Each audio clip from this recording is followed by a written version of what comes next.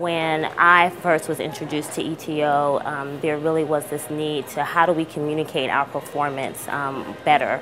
How do we communicate the value of everything that we do? And so that was really working with human services agencies and nonprofit organizations.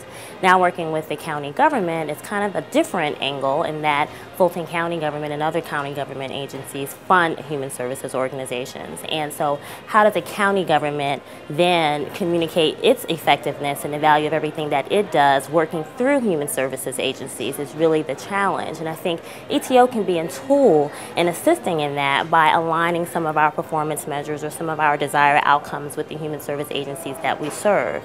Now that human services agencies are becoming more driven around performance management, exactly how do we communicate to our funders, I think it's just as important for funders and governmental agencies to also be just as driven about performance management.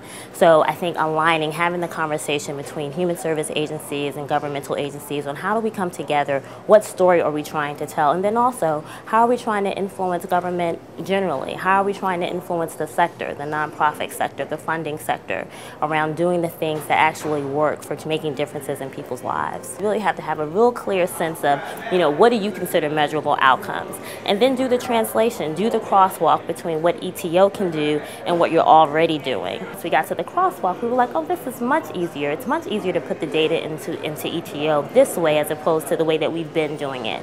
And really trying to make the connection instead of making it so disconnected. It's like performance accountability over here and then social solutions or ETO over here, and they really do need to work together. So when I come today to this conference and really kind of see performance management as really the focus of a two-day workshop or two-day conference all about performance management, it really just goes to show how far Social Solutions has come in terms of, okay, we really are expecting people to make an intuitive leap between their performance accountability framework and how a tool can help them do that.